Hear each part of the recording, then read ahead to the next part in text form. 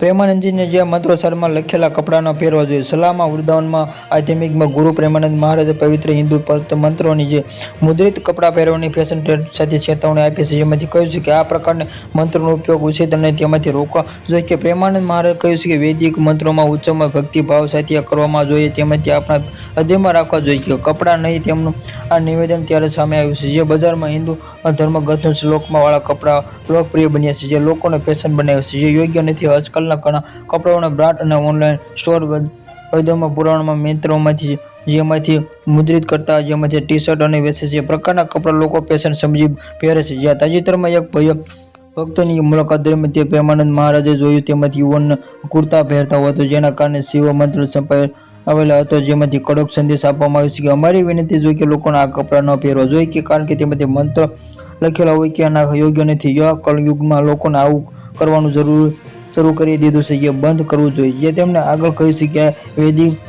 વૈદિક મંત્ર છે કે જે હૃદય સાથે જોડાયેલો હોય છે, જો કે સારું કપડાં પહેરવા જોઈએ જે કંઈક ફેરતો થતો નથી. આ મંત્ર ગુરુ પાસેથી લેવામાં આવે છે, જેનું મનમાં સતત જપ કરવું જોઈએ. Subscribe my channel.